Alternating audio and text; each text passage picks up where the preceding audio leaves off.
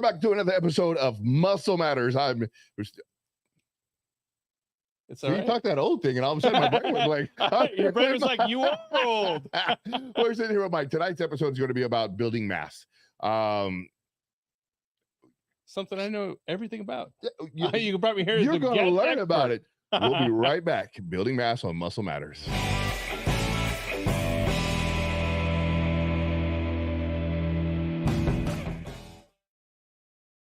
Hey, welcome back to another episode of Muscle Matters. And, you know, tonight we're going to talk about just how much muscles matter.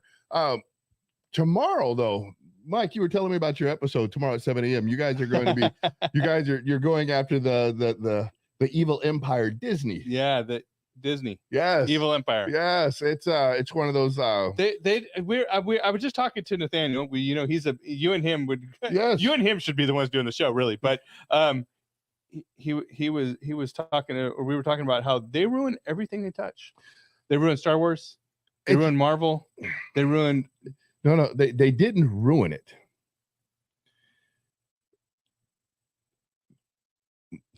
Am I allowed to say this on social media? Of course.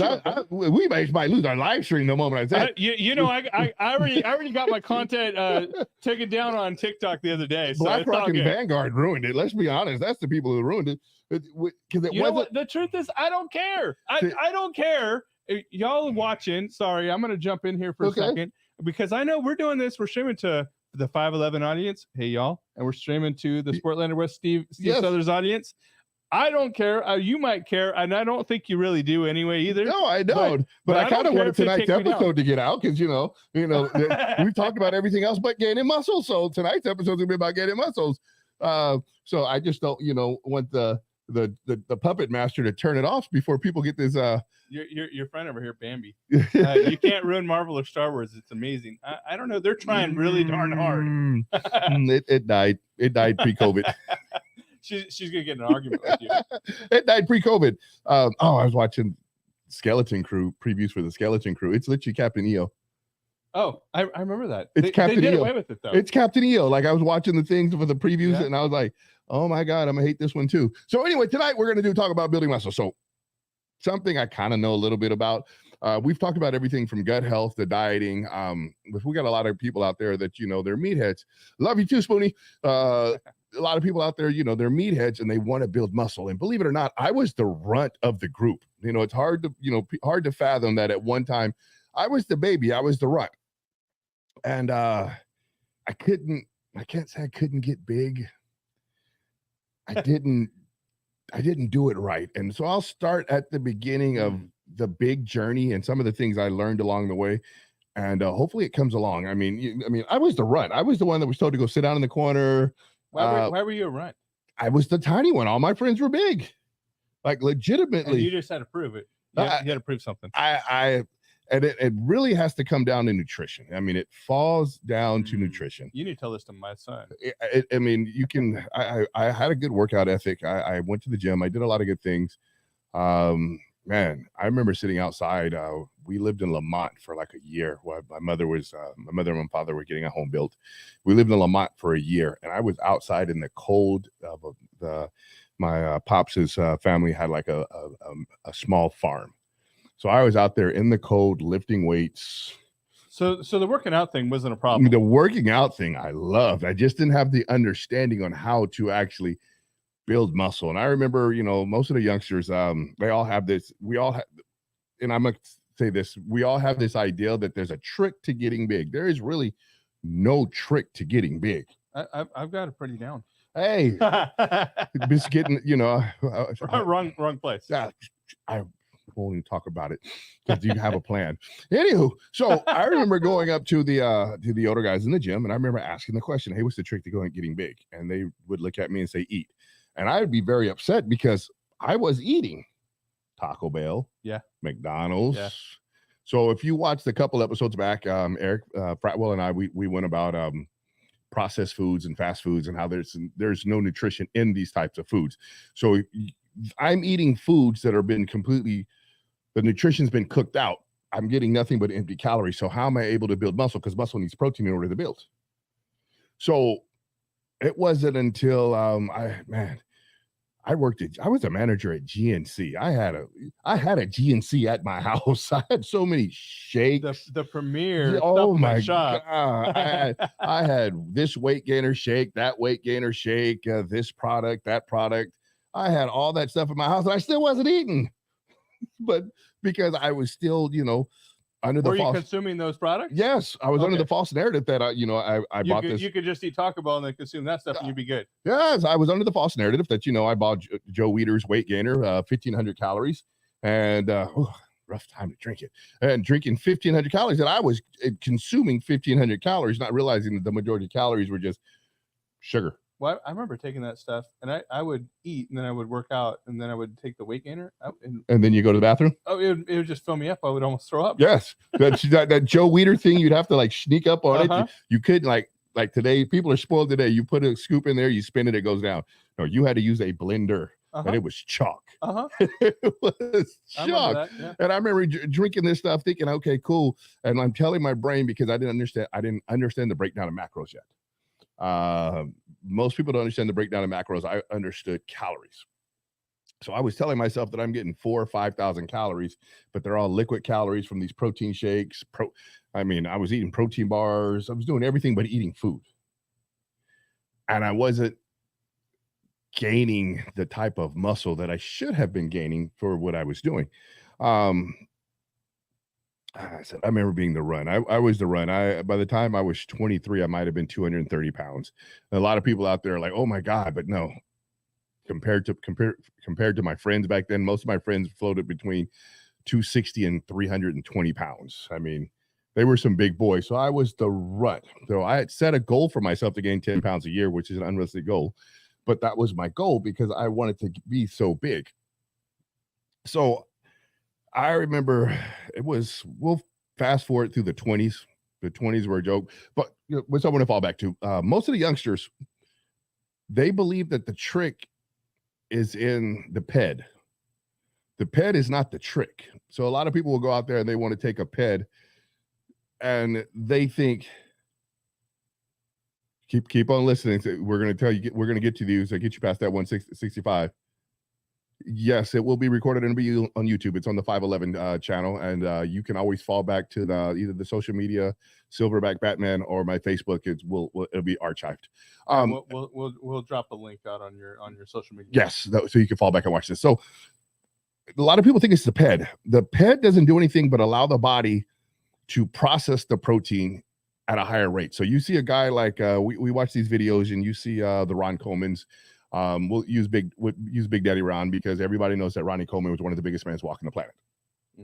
And you see Ronnie Coleman sit down with this huge amount of food, barbecue sauce and everything. And the average human cannot eat that type of food. The PED allows the body to process that and be able to absorb all that aminos, acids, all the protein, allow the body to grow. So if you're just taking a PED, it's kind of like pushing the NOS button on a car with no gasoline. You haven't built the horsepower to actually do anything. A lot of people skip to that step. So what you want to do is food first. And like I said, I understood calories. I didn't understand macros. Macros are more important than calories. We get caught up because calories are, so it's they gain the forefront because it's real simple to talk about calories. You want to be macros. You want to make sure your macros are higher than it is. Dieting 101, you eat less, work out more. To lose weight. It's the complete opposite. To gain weight. Now, eat more, work out less. Yes. So eat more calories than you're burning. Essentially, eat more macros. We're going to stick to the magic word macros. Okay, yes, because calories. I can get calories anyway. How do the macros break down? We'll come back to that one there. Okay. So one of the things I did when I was younger, most of my friends can attest to this. I was at every park on every night playing basketball. I was in every pickup game. I was at every softball practice. I did everything. You did all the cardio. I was super duper active living on Taco Bell. So you're just getting thinner. I couldn't gain muscle. So I wonder why. I'd go and I do. I followed the Dorian Yates principles. I wrote everything down in the magazine or in my notebook. I had all that good stuff down, but I wasn't. I said talk about. Listen, Dorian, nobody talked about that. If you go back to the Joe Weider magazines, they didn't talk about how to actually eat because Joe Weider was too busy pushing product. So all these guys would say they took these products, and it wasn't until the invention of YouTube. So I had to actively make a choice because I was burning more calories, and I fall back to calories on this one. I was burning more than I was putting in. So because I was burning more than I was putting in, I wasn't able to grow. So the first thing I had to do is make a decision.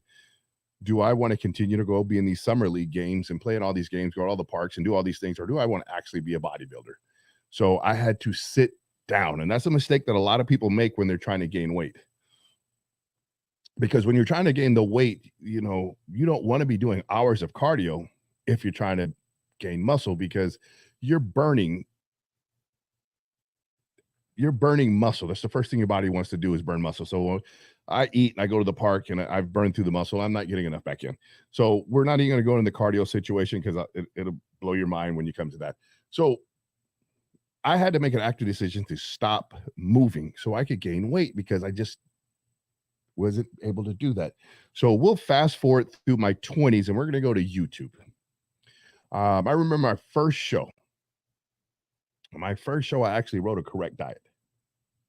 Okay. But a friend of mine told me, who was a professional, that I was eating too much food and walked away. It was weird back in the day. Today, you guys have the opportunity of social media. I clown on social media, but the YouTube, the TikToks, and all that. There's just so much more knowledge out there. Yes, it wasn't available back then. I mean, you had to go read a book, and half the time it was wrong. It was very wrong, because once again, they're selling product. Right. Yeah. I remember Metrics. The guy at Metrics said he lived for a year on his product, and you didn't need to eat food. You could just eat Metrics. He was just flat out lying to you. Yes, he was, but that's not even. You would get sick and die. Bingo. But he said he lived on his food for a year, and he was completely shredded. So one of the things that I saw was Morish Pujanowski, and I always fall back to Morish Pujanowski. Morish Pujanowski was eating 5 pounds of meat a day, and that was my realization that Morish was 300 pounds of shredded muscle, and that was my goal, was to be 300 pounds of shredded muscle. So that's when I understood that I was not eating enough food. So you have to eat for what you want to weigh. I mean, Ronnie Coleman has a big thing. You eat like a bird, look like a bird. You want to eat food. So the biggest thing you can do to gain weight is to eat a plethora of foods. You have to overeat. You can't worry about abs if you're trying to gain muscle, because you have to have the carbohydrates. You have to have these things, and to gain the muscle, because the body needs all that stuff. You look up and you see the professional bodybuilders. You don't see them in the off season. They grow a nice fat beard. They run around in hoodies, and that's it. You don't see them because they get fat. Yes, yes. And now for you, those that are making money doing social media, you can't get fat. I mean, I understand you can't, but if you truly think you're going to be a competitive body and you truly want to be a Mr. Olympia, you've got to go somewhere. You've got to get off the peds. You've got to allow the food and nature to do its work. The other thing I see a lot of people doing wrong, at least in the way I feel about building muscle, you don't work out hard enough. I see it happen a lot. One of the best things about working out, it's on the table. Oh, that's my fault. I normally leave it on the couch. My phone's buzzing in the background. One of the things that it should be important is a pump. The pump is probably one of the best things you want to do. You want to feel the blood. You want to fill the muscle up as much as you can with blood. And the reason the pump is so important. I mean, let's look at a power lifter versus the bodybuilder. They're both training with intense weights. The power lifter is lifting heavier in general than the bodybuilder. But if you look and you see a top level power lifter sitting next to a top level bodybuilder, the top level bodybuilder looks twice as large as the top level power lifter. And by large, I mean the cartoonish arms, the cartoonish legs, everything is just big and round, and because different goals. It's because of the volumization. Right. The power lifter doesn't care anything about a 24-inch arm. The bodybuilder does. Right. The power lifter is going to do just enough work to get his strength up. He's going to take more time in between sets, and his accomplishments is to get stronger. The bodybuilder's accomplishment is to get bigger. So there's more volume, there's more work, because it's called the potted plant syndrome. So if you ever get a pot and a plant, the plant is only going to get as big as the pot. So if I want my plant to grow, I've got to put it in a bigger pot. So this falls back into supplementation. So you've got NO products, creatine products. They put water in the muscle and they allow the muscle to expand. So if you got a product that's expanding the muscle, you need to put the soil back in. The soil is going to be your protein. So you have to eat in an abundance to actually fill the pot up. Can you just take a protein supplement? No, most protein powders are complete garbage. 90% of them on the market are garbage. And you talk to any professional out there, they'll tell you that most of them are garbage. Yeah. You only sell like what, one brand in your store? It's just because I trust that brand. Right. And that's for now. And you always hear me say that, for now, because I don't know it. A lot of the companies value, they value money over integrity. Like I said, Joe Weider, he never told you how to eat because he was selling you a supplement. So I remember the first time I got hooked up with a sponsorship, and it was a protein company. And I gained 10 pounds in a week. And I was like, hey, man, because I came up with Hot Stuff. Hot Stuff was a protein that was full of steroids. And people were getting 25, 30 pounds of muscle on a chocolate milk. So I was like, hey, man, what's in here? And we laughed about it. I laughed about it. He goes, this is actually a real protein. And so we had a long discussion. He's the one who broke down to me, because I was going to Walmart like everybody else, and I was just buying a thing of protein. Protein is protein is protein. That's what my brain said. Like I said, that's what most people think because it says protein. Right. I want to do a segment later on protein, on proteins and amino spiking, but a lot of times what they'll do is this thing called amino spiking. Might as well knock it out now. Amino spiking is where they take amino acids, they put it in the profile, and then it says it's 25 grams of protein when it's actually 23 grams of aminos, only 2 grams of protein. So your body thinks you're getting the full spectrum, and the difference between amino acids, a lot of time it's just a simple BCAAs, lysine, biosin, and all these other ones that doesn't do much for building muscle without essential amino acids being around. Essential amino acids are the aminos you get from food. That's why food is better than a protein powder. And that's a lot, man, my mouth is moving. So you got these protein powders that are just cheap. And a lot of times the protein powders, these companies get busted for just labels. They don't even they don't even amino spike anymore. They just don't put it on the label, and they'll just get a fine. That is it. They get a fine because they make more money than whatever. It's like, costs. If I'm in a rush and I park right here and I know it's a $35 ticket, which is $35. Right. I'll pay $35 ticket and just send it in the mail. Except for we're talking about more than $35. We're talking about but you're talking about a company that there's a real popular protein company out there, sells bars. You can DM me and I'll tell you who the bar company is. Tell me after. Yes, real popular. You'll find it at every single store everywhere. I bet you I can guess which one it is. Every store, and they've been around since the 90s. This company makes $14 million a quarter. And they generally get fined $4 million a year for mislabels. So 14 by a quarter, it's worth it. It's a $4 million write-off I can put on my taxes. Right. So if I'm netting $14 million a quarter and I get $4 million fine, oh, well. So that's why, like, the family owns a supplement shop, but you always hear me talk about food first. Always. It's always. By the way, if you guys don't know Steve, the first time I ever went in to see him, he wouldn't sell me nothing. He said, "No, go fix your dad first." Because and he's still on me about my dad. Well, it's because if you look at it, most people fall. They automatically think I'm gonna gain muscle and I'm gonna go do this. I'm gonna go do this. I'm gonna take a PED. I'm gonna take this. I'm gonna take that. I'm gonna take that, and I'm gonna gain muscle. But a lot of times it's just water retention. We used to call them, when we were growing up, we used to call them needle babies. There were these guys that would get on the needle, they'd gain all this muscle, and then they get off the needle and they shrink down. Yeah, I remember that. They were just big, small, big, small, big, small, because there was nothing other than a needle. They didn't put any, there was no hard work. They didn't put any labor behind it. They didn't eat proper amount of food. They couldn't keep it because it was all fake. Because it was all PED. Yeah. So if you want to build a foundation, so the trick is to build a foundation. And the building of a foundation, you want to stick with the major lifts. You want to squat, you want to deadlift, you want to do some sort of pull up. It's going to be more than 4. You want to do a bench press and a military press. Those are the things that you should stick with to develop your foundation in bodybuilding. If you look at a lot of successful bodybuilders, they come out of powerlifting backgrounds. And it's just because that density and the strength that you build up from that, man, there's so many different training principles out there, and you will find the training principle that works best for you. See my cousin Earl, he's on there. He'll tell you I was a runt. and one of the things that are out there is it's very, everything is going to, and you have to find the one that works best for you. And remember, half the time they're lying. That's the sad truth of it. Half the time they're lying. Because only half, and I'll say half because some of the people out there are actually truthful. Okay. I mean, like Rich Piana and his, what was it, 12-hour arm day, I think he had, where he said he worked out arms for 12 hours. Lie. Stop it. But it sounds good. They showed videos. So people were trying to do that. He did his bigger by the day, or, that's a good one to actually follow, minus the PEDs, the bigger by the day, because Rich was really big into eating. I missed the big guy.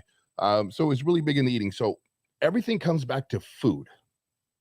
I bet, yeah, you do have all the pics. So everything comes back to food. So as hard as you train, you have to make sure you do it. So one of the easiest ways to do it is, a lot of people tell you to eat 2 grams of protein for every pound of body weight. But this is the problem. That's a ton. Yeah, but this is the problem. Most people eat it based on their current body weight. So you got to eat it. You got to eat for the weight you want to be. Okay. So so the young man at the top, he said he's 165, and he said he wanted to get bigger. So if I'm 165 pounds and I want to be 220 pounds, I've got to eat times 2. 440. Yes, because I got to eat for the body I want to have. It's just like if I'm getting ready for a show, I've got to eat backwards. So if that's why I went to the super heavyweights. That was the first. I was like, I'm tired of dieting down to the heavies. I'm gonna stay in the supers, because I have to diet down, and I have to mark my calories around the 220 mark so I can get down to that. So now I'm cutting my calories. I'm used to eating 400, 500, 600 grams of protein a day, depending on what day of the week it is, and now I'm only eating 2. So what would it be equivalent of that much protein? Like 7 steaks? What are we talking about, dude? Like I said, okay, we'll go back to what I was talking about. Morish Pudzianowski. Morish Pudzianowski, I watched his video, and he was eating 5 pounds of meat a day. And when I saw him eat 5 pounds of meat a day, I realized that I was at rookie numbers. 5 pounds of meat. 5 pounds of meat a day. So I realized I was at rookie numbers, and I thought I was eating. Like I told the guy, the old timer, when he told me the trick isn't eating, and I was like, I do eat.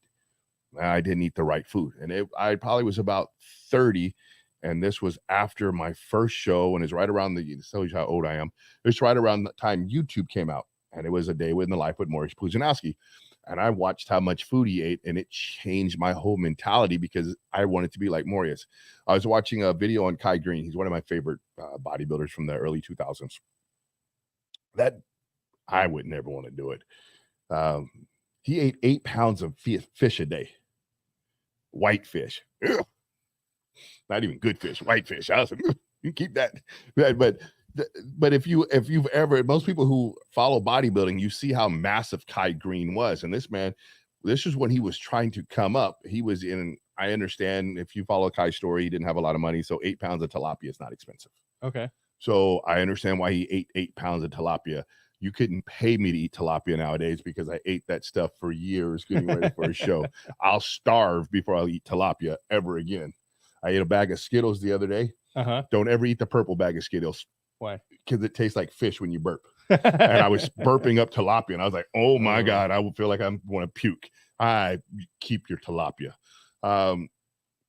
So we'll go back to the actual working out. So now let's fall back into the working out because I am blowing through time. I didn't think it was going to take this long to talk about this. I might have to do a part 2. So we'll go to the workout. So we'll start with the foundation, squatting. Ed and I would squat till we puked. Like literally pull up a bucket. One of us had to puke before we were done squatting. Okay. And that's the type of training that you have to do when you're building that foundation. And now, it's it really helps to have a competitive ed. It really helps to have a competitive partner. So we'll talk about partners real quick. If you have a workout partners, you know what, I will do an episode on workout partners. Yes, that would be a cool shirt, huh? I won't tell you about how we used to squat to the brown note. There's nothing like going down and realizing, the choice is dump the bar and dump the pants. But and which one did you choose?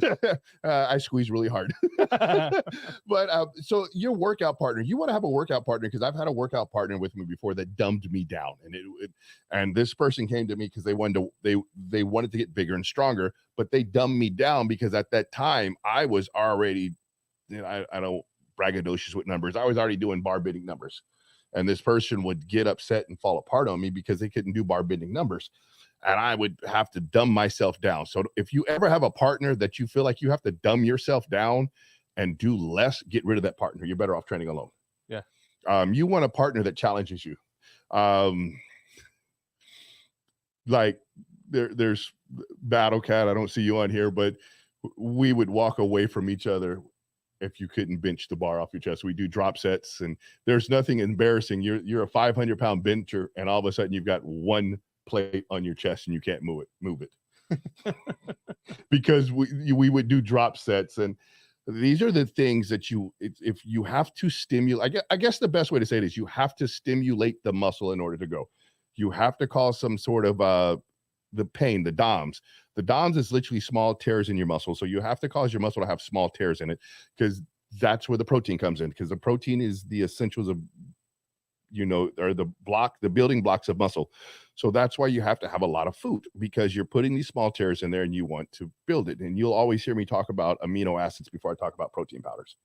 I'm a huge believer in amino acids. And if your aminos don't work, that's just simply because you have a cheap BCA. Science has proven that you need an essential amino acid, not just a branched chain amino acid, because essential amino acids are the aminos we get from food. Your BCAs do not work as well without the presence of ECAs with the aminos you get from food, and most of us don't eat enough protein in the day to actually take advantage of it. And I like to drink, and Tom's brother is actually the one who put me on point. Tim. Yes, he put me on point on my amino acids. I'm Big Bag Steve, and I'm feeling pretty cocky about myself. He walks up to me one day, and goes, "Steve, when do you take your aminos?" I go, "Throughout the day." And I used to have the Unilivers, the big bucket of Unilivers. You remember they were a big bottle from Universal, and it was these horse pills. They were amino. I kept those in my truck. Yeah. So I got in my truck, I put them in. So I was constantly shoving these horse pills in my mouth. Anytime I got in and out of my truck, I was shoving these horse pills. So I think I'm doing good by taking amino acids all day long. He goes, "Okay. When you take your creatine?" Once again, I'm feeling really good about myself. And I go, "I take it before my workout so I can get a pump." He stops. He gets real quiet. So if you guys ever wonder why I'm jerky like this, and because this is the way it was done to me, he stops. He gets real quiet. And he goes, "Steve, what does creatine do?" And once again, I'm feeling really good about myself. I'm like, "Put water in your muscle." He goes, "Now imagine if you had powdered amino acids and you drank it with your creatine before your workout." And he walked away. I was like, "Oh." So it's very important where you put your amino acid. You want to have your amino acids somewhere around the time that you're training. Perfect amino acids. Tim had me doing it before and after. Before and after gets very expensive because you're going through a bottle. You go through about a bottle every 2 weeks. Even back then it was expensive. You're looking about $80 to $90 a month. Just that's just an amino acids. Yeah. But that was the price I was willing to pay because I was trying to get somewhere. Okay. And the one thing I noticed is once I started doing the aminos with the creatine at that time, my muscles gained a nice roundness to them. I was lacking a roundness, and it's just because the body was absorbing the protein. Amino acids are just simply protein broken down in its simplest form, so it's rapidly absorbed into the muscle. So having the amino acids right there on the creatine, because creatine's going into the muscle. Nowadays we've got the nitrous product, so you could absorb it through the blood vessels. Blood is the highway of the body. It transports all the ingredients. It gets rid of all the trash. Well, I'll have to do an episode on how to keep your blood and your kidneys and liver clean. Something I wish I knew when I was earlier. I would enjoy that. Yes. Oh man, I wish I'd have known it was earlier. I don't know. Other than the good Lord, I don't know how I'm still alive. So you want to have these amino acids at that time. So the harder you train, you want to make sure that your nutrition is on point. I mean, I just can't get it enough that it's all comes down to food. It literally all comes down to food. If you're not eating, you're never going to grow muscle. And if you think you're eating 90% of the time, you're fooling yourself because you're not eating enough. Like I said, I thought I was eating until I watched Morris Pujanowski. And this man was throwing down 5 pounds of meat a day, and that's not including. So what do you do when the appetite's not there? Force feed.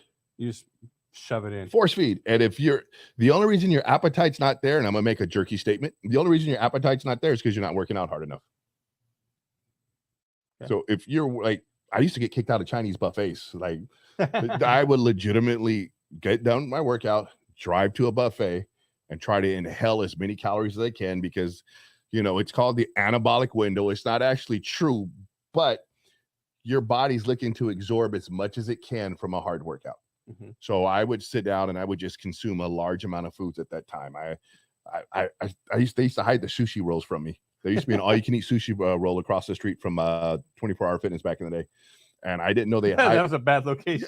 I didn't know they hid the menu from me until I started training one of the waitresses. And she says, Steve, they see you pull up in the parking lot and they hide the menus. That's funny. So I ate a lot of food, and that's why the biggest I got was 340 pounds. The best look I had was 325 with abs. Before I got sick, I was 309 with a perfect 6-pack and zippers in my legs, and that was going to be the next look I took to the stage, but I got sick and it just wasn't in God's will. I had 34-inch thighs, a 23-inch arm. And it was just, and like I said, I was the runt. My friends will attest that I was the runt, and I had to go and earn every bit of it. I refuse to be a needle baby. I refuse to have, that's why I'm 53 and I'm still holding this type of mass, is because I worked for everything. I didn't want to rely on PEDs because PEDs come and go. I wanted to earn my muscle. I really wanted to be there. Man. So, and that's why you see a lot of older guys that are still stacked. Oh, well, because like the guy you had in here last week. Yes. Yeah. So the generation that, man, it didn't rely on PEDs. PEDs were something you used for competition. Yeah. A lot of the modern generation, I was told never to touch a PED till I was 25, 26. I was told to build a foundation first, and I'm glad I listened and I got my foundation first. Because if I'd have jumped on a PED, the first time you get on a PED is your best gains. So by the time when I first introduced myself to a PED, I was already 240 pounds, and the rest is history. Everybody that joined late, I thought this was not going to be a long episode. We will have an episode 2. We're trying to keep these episodes to 30 minutes. If you have any, no, it doesn't. It's a nice little myth of the acidically foods. It's a nice little myth. If you're trying to absorb your food better, it's going to be from having a better ingestion of prebiotics and probiotics and better gut health. We did an episode about 3 episodes back on gut health, and something as simple as Greek yogurt can help out a lot. Some sauerkraut. Sauerkraut's a good way to go with probiotics. It's an actual probiotic and it's just, you want to have, it's about having the proper bacteria in your gut to break down the food you put it in. So the archaic food, it's a modern little swing that they're doing, but you want to have healthy gut health. You want to get it from natural. You're better off getting a prebiotic and a probiotic, and you're better off getting it from Mother Nature. Fermented pickles is another way to go for natural. Yes. 4-minute pickles? Yes. No, not 4-minute. Fermented. Fermented. Yes. So okay. I was like, what is a 4-minute pickle?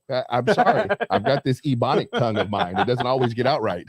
I was like, I thought it took a little longer than that to make a pickle. So those are the things, because literally all a natural probiotic is probiotic is just bacteria, and it's a living organism. So the more you get it from actually, like I said, sauerkraut's a good way to go. Letting your pickle sit up a little bit and ferment is another good way to go, and it's just giving you natural bacteria, because it's about restoring the gut health. Dr. Sabai. You said sauerkraut? Yes. I love sauerkraut. Yes. Yeah. I know. I love it. I'll just eat Greek yogurt and make up for it and cross my fingers. So got to cut it short. We're going to Thanks. I wore my Kimchi, daddy my hoochie daddy shorts just for you, Alan. So we're gonna cut this one short. We'll be back. Cut it short. Yes, Cut it long. Yes, but I sent right after the hoochie daddy shorts. So we're normally on about 6:30 to 6:40 on Tuesdays. We'll do a part 2. Hopefully, my co-host Fratwell is here next week. I think he's still down with who's this puppy? It was his puppy. Yeah, he might be sick. We should check on him. Yes. So if not, my lovely co-host Mike will always be here. He's a producer of 511. You want to check out some of it? If you go to the 511 page to check this out on YouTube, be sure to check out some of his other videos, the relevant ramps. Tomorrow he's going to be talking about that evil mouse, that pimp of a mouse. He takes all my money.